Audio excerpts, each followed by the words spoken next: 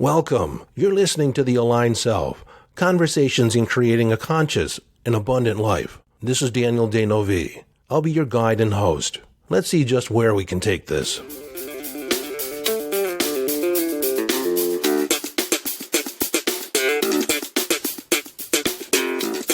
Hello, friend, and welcome back to the conversation. Today is Quotable Monday in my attempt to get back into the flow of things and start producing episodes on a more regular basis since the first of the year. We are now in 2023, a good couple of weeks now, and I have not been as consistent since New Year's as I have wanted to be. Consistent in the release of podcast episodes. So today in this Quotable Monday, I'm featuring a quote from Leonardo Da Vinci, painter, artist, inventor. I read this quote when I was much younger, and it has stuck with me ever since. He said this: people look, but they do not see. People listen, but they do not hear. They touch, but they do not feel. One of the phenomenal attributes of Leonardo da Vinci was his ability to observe the natural world. In his sketchbooks, he had drawings of birds in flight, and he was able to represent the specific curvature of the feathers and the position of the wings as if he had a stop-motion camera.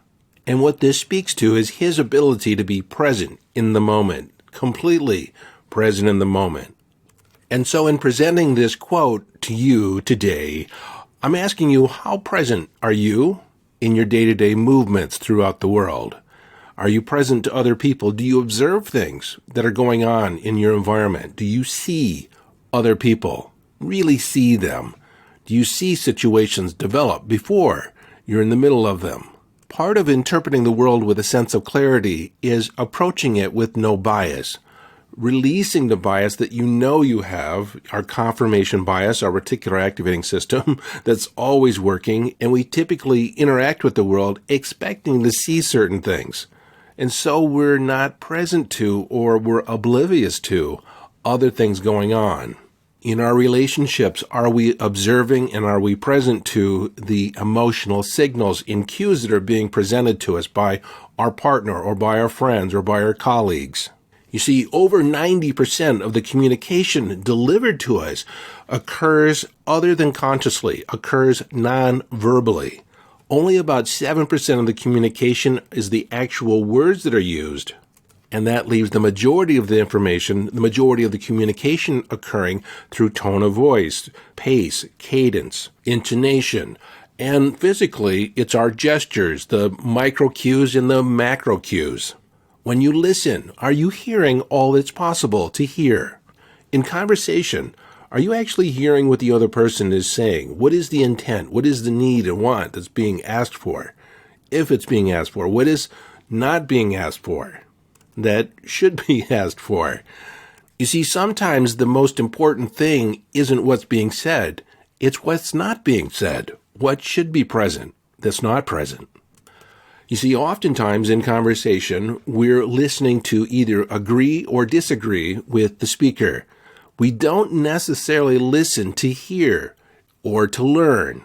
We listen with this innate bias. And then if we're not listening for that, we're listening in a way to formulate a response, not actually hearing or present to what the other person is saying. How about out in nature?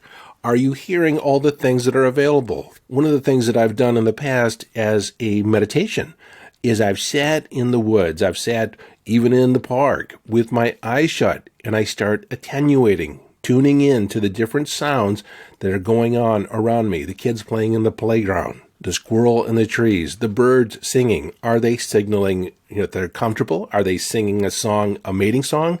Or are they signaling a potential threat nearby? Let's consider touching. Do you really feel the texture, the smoothness, the roughness, the temperature? When you walk into a room, are you present to the vibration? Are you present to the energy in the room? Are you present to the energy that's emitted through other people or by other people?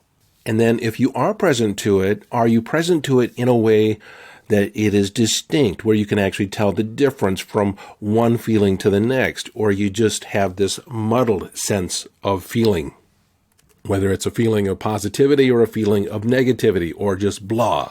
What are the subtle distinctions that are present for you? Now, I have to tell you, when I was younger, I was completely oblivious to most of this. I did have a pretty good ear. I was a musician, so I can hear the different instruments in a composition. I can hear the different notes, the harmonies, the underlying rhythm, and the beat. But I did miss a lot visually until I began training myself to be an observer. Now, on the feeling side of it, I was totally oblivious to my feelings. I basically operated in the world as if I had two emotions, and that was okay and pretty good.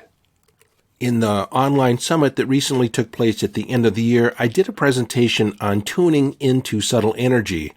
Since subtle energy is such a critical aspect of honing into your intuition, I did a whole presentation on the things that I've done over the years in order to enhance my perceptual skills visually, auditorily, and kinesthetically, or visually, auditorily, and feeling or sensation. And I think I'll make that available on YouTube. In fact, I'll post it on my YouTube channel. The link will be in the show notes, or you can just go to Daniel Danovi on YouTube. And there I have a personal channel, but I also have a professional channel, Danovi Training Group, and it'll be in the latter. So according to Leonardo, people look, but they do not see. They listen, but they do not hear. They touch, but they do not feel. So I ask you, how can you begin developing your different sensual skills, your perceptual skills, amplifying your ability to see, observe? How can you enhance your listening skills to pick up the subtle nuances in a tone of voice or a shift in tone? And then how can you enhance your ability to feel and interpret those feelings in a way that's meaningful to you? Well, I'll leave that with you to ponder. Until next time, this is your friend and host, Daniel Danovi, urging you to follow your bliss. Live your life from inner signals. Be inner directed as you engage in the epic adventure.